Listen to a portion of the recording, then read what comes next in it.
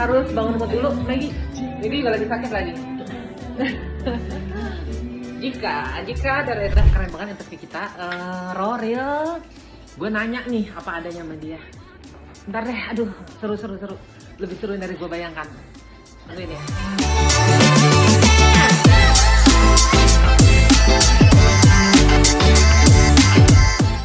Welcome back to my channel Love with Sonya. Kali ini tamu gue seorang transgender. Dia cantik sekali, hatinya baik dan pinter loh, dan S2. Gue ketemu dia di gereja. Ketika gue lihat dia, orangnya baik sekali, maksudnya very warm, very calm. Dan impian gue adalah untuk interview dia sih. Itu sebelum gue buat podcast, gue udah tahu I have to interview her. Welcome, Elle. Thank you so much for coming. Kita kayaknya udah kayaknya kita udah mulai melo-melo deh. Belum interview udah melo-melo. Okay. Elle, thank you so much for coming di podcast gue. Itu semuanya raw and real, just be you, oke? Jadi kita banyak cerita. Gue terus terang sebelum interview lo, gue tuh ada ngadain poll kan di IG story, right? Terus 93% orang bilang you have to do it. Dan 7% say no. And I say like, I cannot please everyone gitu loh. So, welcome to my podcast. Okay. Darling, kamu tuh ketika aku lihat kamu luar biasa sih. I mean, I see the warmth of your heart. I see your vulnerability. Apa ya? Vulnerable. Umur berapa sih, sayang? Sekarang? I'm 31 right now. 31, tapi kayaknya kayak 25-an deh. Nggak mungkin gitu. Thank you so much. Gue harus pakai HP nih supaya pertanyaan nggak lupa. Umur berapa sih tiba-tiba ngerasain dulu main boneka atau gimana sih kok tiba-tiba pengen jadi cewek gitu loh? Gak apa-apa ya, gue ngomongnya terus terang aja.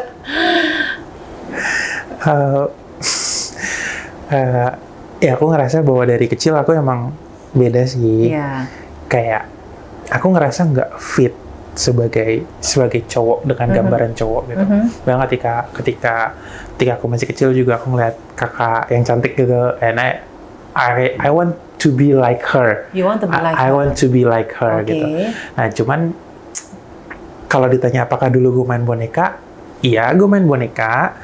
Apakah gue main robot-robotan? Gue juga main robot-robotan. So I play everything. Jadi mainan waktu kecil itu nggak menggambarkan siapa gue sih. Oke. Karena gue main semuanya. Oke. Terus lo tahu ketika lo pengen berubah itu kapan? Sebenarnya dari kecil gue nggak pingin ketika gue membayangkan diri gue gede nanti, gue nggak pingin jadi cowok ganteng gagah gitu ya, enggak. Gue selalu membayangkan diri gue untuk jadi cewek. Tapi bukan yang cewek cantik, bukan cewek cantik feminim gitu, like a princess. Tapi lebih ke cewek tomboy jagoan. Oh, oke. Sina. Iya, kayak kalau seandainya dulu sampai sekarang tuh masih terkenal misalnya Michelle Rodriguez yang ya keren dia. Ya kayak gitu. Jadi kayak gue membayangkan bahwa gue pengen jadi cewek tomboy yang kuat gitu, yang strong, yang sporty gayanya misalnya kayak gitu. Jadi dari kecil gue udah membayangkan gue pengen kayak gitu. Dan ya itu struggling yang udah terjadi dari kecil.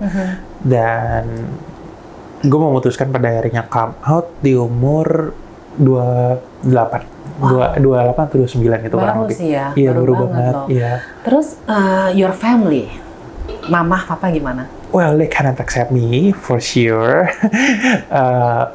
Adik gue perempuan juga nggak bisa nerima gue, dan gue memahami bahwa alasan mereka nggak terima gue karena mereka punya ekspektasi tertentu sama gue. Jadi ketika lo bilang oke, gue sayang sama lo, tapi lo membebani orang gitu dengan ekspektasi lo, artinya lo sebenarnya nggak sayang sama dia.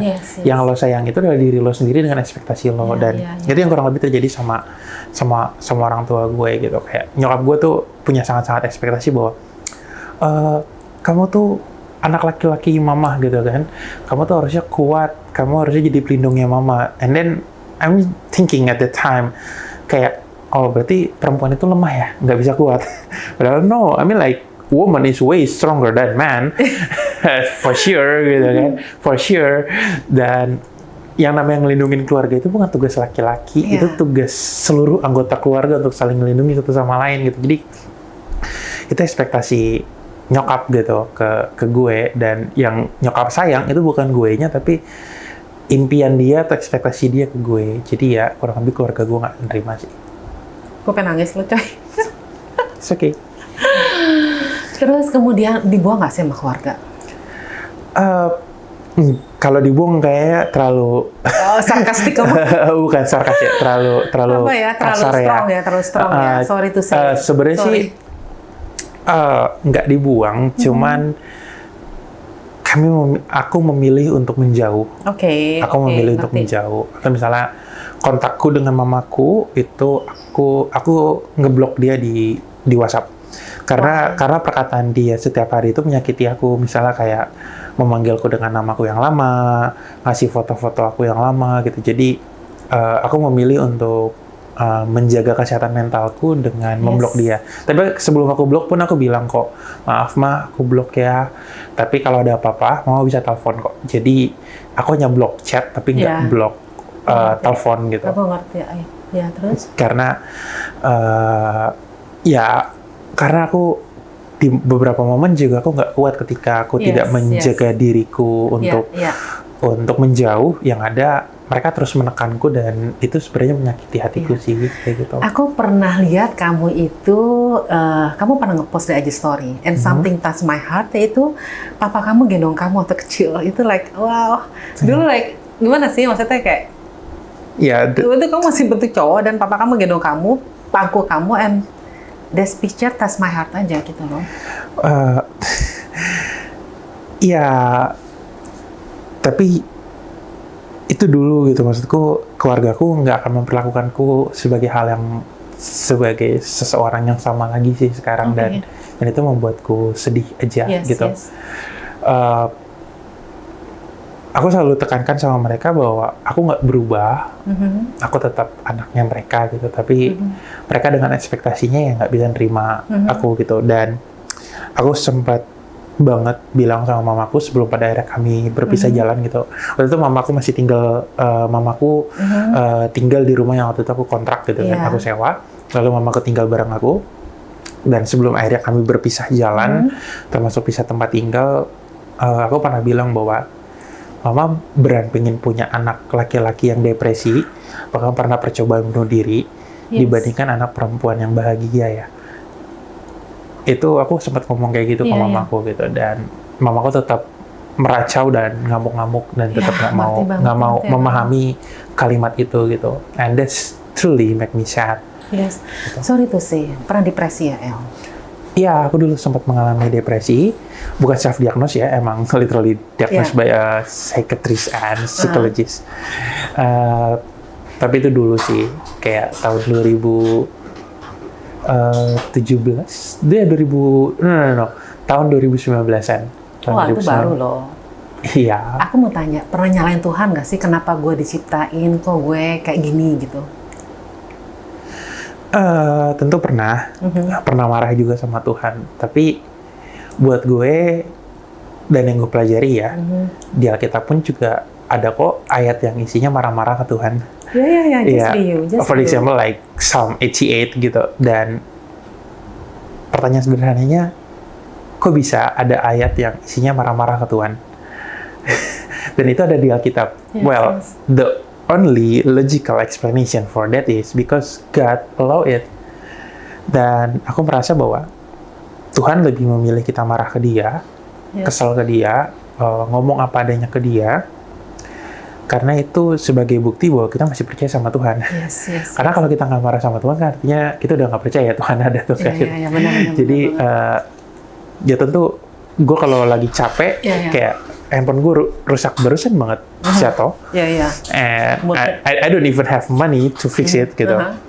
Dan yang gue cuma bisa bilang, ya elah, harus banget ya kayak gini Tuhan gitu kayak ya sebelum I interview literally lagi. said that, ya elah Tuhan gitu Ya kayak ilah Tuhan. ya elah Tuhan ini rusak gitu kan, I don't even have money to fix it gitu. It's around 2 million and I don't have that much of money gitu. Oke. Kayak tapi ya gue cuma bisa bilang kayak ya lah Tuhan rusak, suka-suka lo dah, kayak like literally I said that gitu, suka-suka lo dah. Ya udah, I think it's way better than Yes. say nothing and don't believe anything to him. Iya, gue percaya sih. Kayak gitu. Karena gue juga belajar we can talk anything to God. Iya. He's the Father. Kalau kita Iya. kesel, kita marah, kita happy, just talk to Him. Like, ya ngobrol aja gitu loh. Maksudnya, gue juga find out itu barusan sih. Jadi my relationship with God juga change. I have a better relationship with God now gitu bandingin dulu. Karena pandangan gue mengenai Tuhan tuh as a father itu berubah banget gitu loh. I know that teman gue pernah ngomong, if you cry, God cry with you. I think it's beautiful ya. Cantik banget nggak sih kata-katanya? Yeah, it's a very beautiful one. Terus lu pernah tadi cerita mengenai sexual orientation. Ceritain dong tentang apa yang lu tadi ceritain gay or something like that, lu ngomong itu. Well, ketika gue come out gitu, berapa bulan setelah gue come out, bokap nyokap gue yang udah cerai ketemuan lagi, Wow. terus ngajak gue ketemuan gitu, Oke. sama adik gue cewek, dan mereka nyidang gue gitu, jadi kayak di restoran kita duduk berempat dan ya gue disidang gitu kan, kenapa gini, kenapa gitu, ditanya-tanyain lah. Dan gue masih ingat banget pertanyaan adik gue itu bukan soal nanya gimana perasaan gue, apa tantangan gue, tapi pertanyaan dia paling pertama adalah, kakak jadi perempuan siap buat dimasukin laki-laki? I mean like Ya. wait. Ya. Dan itu artinya sebenarnya menggambarkan seawam itu loh masyarakat kita gitu. Seawam itu loh masyarakat kita bahwa berpikir bahwa perempuan itu pasti akan sama laki-laki dan laki-laki pasti akan sama perempuan. Ketika gue memilih diri gue untuk menjadi transpuan, artinya adik gue langsung berpikir bahwa gue akan langsung sama laki-laki. Ya. Padahal nggak gitu. Jadi ada yang namanya sexual orientation, SOGIE gitu ya, sexual orientation, gender identity, dan expression. Oke. Nah, ini 3 hal yang berbeda dan nggak bisa dicampur-campur. Oke. Nggak bisa dicampur-campur ya. Nah, sexual orientation itu adalah lo itu suka sama siapa. Oke. Ketika lo suka sama mereka yang gendernya berbeda sama lo, kebalikan dari lo, itu makanya orang-orang nggak bilang lo itu straight. Iya. Lo itu straight atau heteroseksual, whatever is that gitu. Ketika lo suka dengan orang yang gendernya sama kayak lo, maka orang akan bilang lo itu gay, kalau lo itu cowok sama cowok misalnya, atau lo itu lesbian. Oke. Kalau cewek sama cewek. Atau ada yang orang sederhananya ada juga orang-orang tahu yang namanya biseksual. Dia bisa sama cewek, bisa sama cowok. Jadi ini adalah sexual orientation. Sebenarnya itu ada banyak ya, ada banyak banget sexual orientation itu. Ada panseksual dan lain-lain gitu. Ada yang namanya aseksual yang dimana dia nggak berminat sama sekali buat punya hubungan seksual misalnya. Dan itu ada penjelasan yang mungkin kita bisa bahas di momen yang lain. Tapi sederhananya seperti itu. Jadi sexual orientation, lalu ada yang namanya gender identity. Itu adalah ketika gender lo itu adalah apa yang lo pilih. Nah, ketika gue memilih untuk menjadi perempuan, maka gender gue itu adalah kebalikan dari gender gue dilahirin. Nah, makanya gue disebutlah transgender. Itu trans perempuan. Ada yang namanya cis. Cis itu artinya adalah gender dia sama dengan dia dilahirin. Kayak Kasonya ya berarti Kasonya itu adalah cis woman. Karena Kasonya memilih menjadi sebagai perempuan dan dilahirkan sebagai perempuan. Ada juga misalnya non-binary. Dia yang nggak mau dianggap cewek ataupun cowok, ngerasa tidak cocok dengan kotak itu gitu. Jadi ada banyak. Nah, ini namanya gender orientation. Lo gendernya apa? Gitu. Terus ada juga yang namanya expression. Expression itu ada 3 kurang lebihnya. Ada yang namanya feminim, masculine, and then androgyny di tengah-tengah. Nah, ini adalah gimana lo mengekspresikan diri lo. Apakah lo itu ekspresinya feminim, apakah lo ekspresinya maskulin, apakah lo mungkin di tengah-tengah.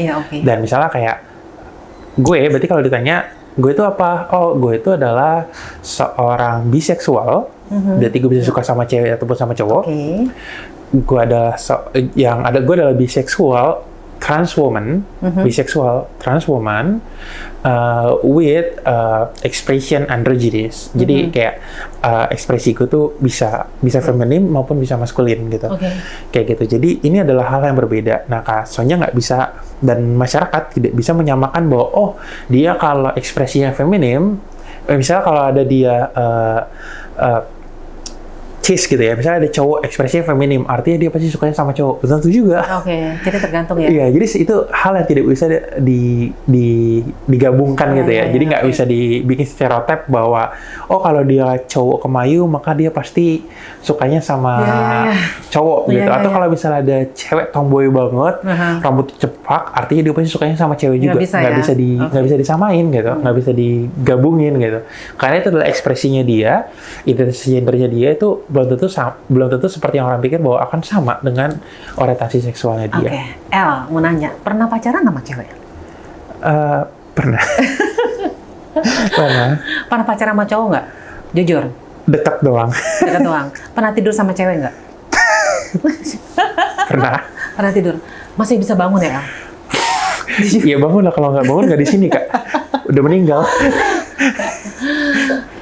Masih bisa nafsu sama cewek, jujur? Bisa. Tapi sekarang lu demennya, lu lebih prefernya cewek atau cowok sekarang? Enggak pengen tahu aja sih. Ya, kalau lu nggak mau jawab is okay. Karena gue orangnya cuek gitu loh maksudnya. I can do all, maksudnya mau sama cewek, mau sama cowok, mau sama non-binary, mau sama siapapun gitu, karena hubungan emosional itu buatku lebih penting sih dibanding sekedar hubungan seksual gitu. Maksudku gimana kita bisa saling ngobrol, saling cerita, saling membangun, saling berdiskusi, itu buatku jauh lebih penting dibanding sekedar urusan ranjang. Iya, itu keren banget sih. Wow, lo keren banget sih. Terus kita mau nanya apa ya, satu hal yang, oh ya, lu kemudian ngambil S2 ya, lo keren banget sih. I think you're very smart. Gue pernah baca tulisan lo loh. Di mana ya? Satu itu tulisan lo bagus banget di situ. Iya, aku baru kelarin S2-ku bulan Januari lalu gitu.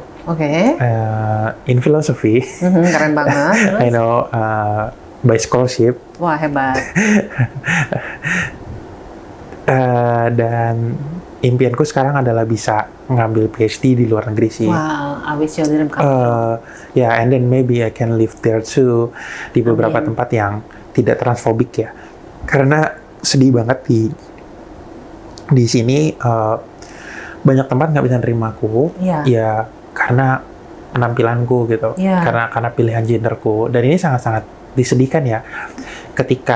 Ketika misalnya seorang masyarakat itu belum bisa menerima, karena yang namanya patriarki yang menganggap bahwa laki-laki itu lebih hebat, maka masyarakat tidak bisa menerima ketika seorang laki-laki untuk memilih berpenampilan sebagai seorang perempuan atau feminim.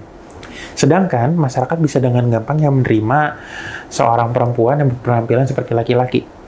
Maksudku mau misalnya lo PNS lalu tapi lo di KTP lo tulisnya perempuan gitu ya, walau potongan rambutnya sependek apapun dan gaya lo setomboy apapun, masyarakat masih bisa terima. Dan lo tetap bisa daftar akan jadi PNS ataupun jadi guru. Tapi ketika lo masih dianggap dilahiri sebagai laki-laki di negara ini gitu, dan lo belum merubah identitas seksual lo di ID gitu, dan lo nggak akan bisa untuk berpenampilan feminim. Dan itu pernah terjadi sama gue ketika di salah satu kementerian, mereka biasanya hire gue sebagai konsultan, tiba-tiba mereka memberhentikan itu karena mereka bilang, kerja kamu bagus banget, tapi kita nggak bisa lagi karena kamu udah feminim. Itu sangat jadi kayak, sorry to hear that. Iya, I know, kayak mereka menolakku bukan karena kerjaanku yang jelek, tapi karena menurut mereka aku udah terlalu feminim gitu sebagai laki-laki gitu. Tapi mereka nggak akan pernah ngomong hal yang sama ke perempuan yang terlalu tomboy misalnya. Itu karena patriarki, dan itu sangat-sangat sedih sih Kak di sini. Makanya aku berharap bisa S3 di luar dan nanti kerja di sana dan tinggal di sana. El, kamu minum hormon ya? Amir, your breast is lebih besar kan sekarang. Ceritain dong. Aku pengen tahu hormon itu kamu minum kayak pil atau apa? Terus, sorry, how do you feel sih? Ada perubahan apa sih nggak sih? Lebih femininnya gimana sih? Well, iya, aku minum hormonku itu ada 2, jadi ada antitestosteron, jadi itu ngeblok hormon cowokku gitu ya, hormon cowokku, dan ada namanya estrogen, itu hormon perempuan. Nah, kalau seandainya aku cuma minum estrogen aja, itu nggak akan maksimal karena tetap ada hormon cowokku yang di dalam yang tetap bekerja normal kan. Nah, makanya yang harus aku lakukan adalah aku ngeblok itu dulu, ngeblok hormon cowokku, lalu memasukkanlah hormon cewek. Sederhananya seperti itu. Jadi ada 2 pil yang aku minum, antitestosteron dan estrogen. Itu aku minum tiap hari, 1 kali 1 hari. Berapa gitu. lama itu minumnya? Well, sebenarnya seumur hidup sih kamu bakal minum itu terus gitu ya. Kayak tapi dosisnya aja kan paling lama lama makin berkurang kan. Oke, rasanya apa sih? Moody atau gimana moody sih? Sih pasti ya. Nah, rasanya apa sih? Kayak kamu lagi dapet sih Kak. Kayak moodiannya tuh kayak kamu lagi dapet, morales, lalu badan tuh pasti berubah banget. Aku tumbuh beras, lalu suara itu nggak bisa dirubah. Ada hal yang bisa dirubah dan ada hal yang nggak bisa dirubah. Hal-hal yang nggak bisa dirubah misalnya bentuk tulang. Jadi I see. Kalau aku udah setinggi ini, aku nggak akan bisa jadi pendek, kecil imut-imut gitu. Kalau minum hormon nggak bisa gitu. Jadi bentuk tulangku akan tetap seperti ini gitu. Suara itu nggak bisa berubah. Tapi yang bisa berubah misalnya adalah peredaran lemak di badan. Misalnya pinggulku jadi lebih besar, bentuk badanku lebih hourglass sekarang, breastku tumbuh. Itu adalah hal yang bisa berubah. Bentuk mukaku berubah, itu kan jelas banget ya. Kakak pernah ngeliat aku dulu. Dulu ganteng banget. Aduh, ampun deh. Ada, kamu pernah post di IG story kan? Tahun ini sampai sekarang gitu. IG berubah sih mukanya. Iya, jadi kayak berubah banget. Itu juga bentuk dari hasil dari hormon. Pernah pengen kepikir potong kelamin nggak sih? Bukan potong kelamin ya Kak. Apa sih namanya? Aduh, gue nggak tahu ada ngomongnya. Apa ya? Sex surgery aja. Sex surgery. Aduh. Aku nggak, sampai sekarang sih aku nggak kepikiran buat sex surgery ya. Tapi aku kepikiran buat operasi suara sih Kak. Karena kayak banyak banget kejadian di mana orang akan menganggap aku cewek ketika ngeliat doang gitu. Ngeliat aku dari penampilan, dari muka gitu-gitu tuh kayak ya udah manggilnya Mbak gitu, Ibu. Tapi setelah aku ngomong, mereka jadi manggilnya jadi ganti jadi Pak. Dan itu sedih banget gitu karena suaraku masih cukup berat. Aku berusaha banget melembutkan dan meninggikan gitu ya. Tapi tetap dianggapnya ini bukan suara cewek gitu. Jadinya ketika orang udah manggil aku Mbak, terus tiba-tiba diganti jadi Pak hanya karena ketika aku ngomong itu sedih sih. Jadi aku pengen operasi suara sih. Kalau seandainya ada uang. Iya. Sebenarnya nih aku pengen tahu, kamu kan orientasi biseksual ya? Jadi more or less. Jadi kamu bisa paham sama perempuan, bisa sama lelaki. Tapi sekarang ketertarikannya kamu tuh yang mana sih? Maksudku belum lebih more tuh misalnya perempuannya 40, lakinya 70 Enggak, modelnya tuh enggak kayak gitu Kak. Modelnya tuh enggak yang kayak artinya oh lo biseksual ya, artinya lo 50 sama laki-laki, 50 sama perempuan. Enggak, modelnya tuh enggak kayak gitu Kak. Karena balik lagi bahwa when I interest with someone, it's not about their sex, it's not about their gender, but it's more or less about their vibes. Gimana vibes-nya mereka ketika ngobrol sama aku, kita bisa berdiskusi, kita bisa cerita, kita bisa mendukung satu sama lain sih. Jadi bukan soal gender atau seksnya dia gitu Kak. Dan itu bukan artinya aku bisa 50% sama laki-laki, 50% perempuan. Enggak yang kayak gitu sih Kak. Modelnya tuh orang yang suka salah kaprah ngomongnya kayak gitu kan. Padahal enggak sama sekali kayak gitu. Kayak gitu. Pernah ikut dating apps nggak sih? Pernah. Ketemu cowok nggak di situ? Oh, cewek, I don't know. Well, iya, aku turn on semuanya ya. Maksudnya aku menyalakan buat bisa sama cowok ataupun sama cewek kan di dating apps gitu, ataupun sama yang non binary gitu, atau gender queer lainnya. Nah, cuma rata-rata aku lebih nyaman sama girls gitu karena boys usually they only look at my picture and then they think that I'm a cis woman. Mereka pikir aku adalah perempuan cis gitu, lalu mereka ngajak kenalan dan lain-lain. Tapi setelah mereka baca bioku, mereka bisa langsung stop bahkan unmatch. Jadi dari foto aku cis woman gitu kelihatannya, tapi setelah mereka tahu aku trans, mereka nggak bisa terima. Sekalinya ada yang terima, biasanya mereka ngajakin Tidur. iya, ngajakin tidur nggak gitu. apa-apa lah ini udah betul. Kalau tidurnya pisah rumah, oke gitu. Iya, nggak bisa. I don't think so gitu, karena it's not about sex. Iya. It's about romantically. It's not just about sex. It's about discussion. It's about Communication, vibes, communication, emotional bonding gitu. Yes, Jadi kayak, nah kalau sama girls biasanya aku lebih banyak cerita, lebih banyak ngobrol, dan biasanya lebih cocok, dan aku pernah bahkan ketemu beberapa kali sih kayak gitu dibandingkan sama boys. Oke, El, sekarang gue mau tanya nih, kalau misalnya ketemu cewek ini ya, kayaknya lu cocok sama dia, tapi dia minta penampilan lo berubah, are you willing to do it or not? Of course no. Yes. Of course no. I mean like dari awal kalau dia ketemu aku di dating apps, berarti dia tahu. Udah tahu siapa, dia ya? harusnya tahu aku trans dan aku nggak berminat gitu buat melakukan itu. Ya. Gue yang rada bingung gini loh, lu comfortable banget sama cewek kan? I mean, you're still laki banget dalam lo. Sorry to say, like, gue salah kalau ngomong. Udah like, apa sih? Why you have to dress like this gitu loh? Sorry to say. Karena nggak ada hubungannya, Kak. Karena balik lagi ya ke yang tadi aku coba ajarin ke Kakak ya. Gender identity ataupun expression itu nggak ada hubungannya sama sekali dengan lo suka sama siapa. Oh, okay. Itu nggak ada hubungannya sama sekali.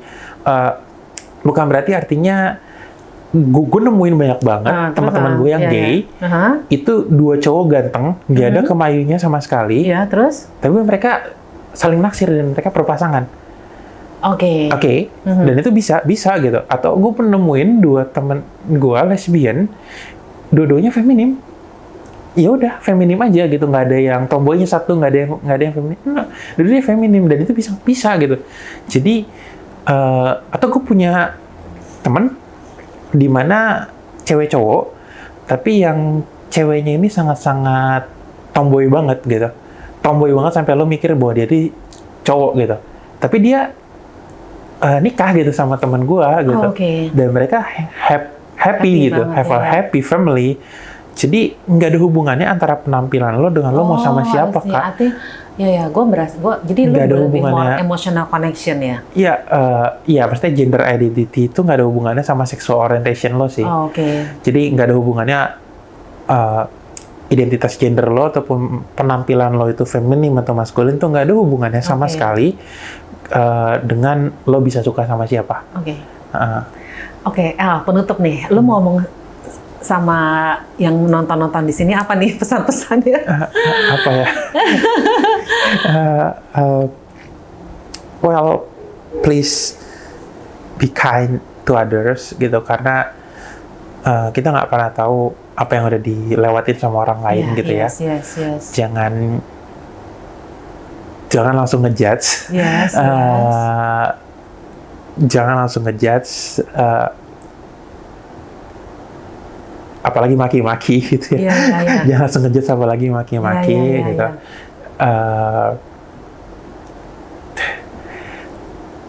Or if you cannot do that, please just be silent.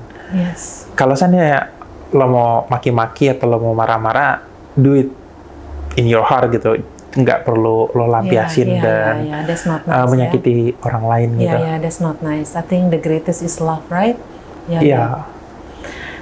Thank you so much. Thank you for inviting me too. It's been an honor. It's been an honor for me too, guys. Karena keadaan kita akan blur his face karena her face. Her face. Sorry. It's okay. Oke. Her face kita akan blur. So, love it Sonya. Kalau gue kan selalu ngomong kekuatan terbesar adalah cinta, makanya gue juga undang El di sini. Karena gue percaya cinta itu mengalahkan segalanya, even hatred, even jenis kelamin yang lo pilih apapun, ya kan? So, the greatest is love, the greatest is love. Love is Sonya Chow, kekuatan terbesar adalah sebuah cinta. Thank you so much. Thank you. Thank you. I see you. See you again. Around.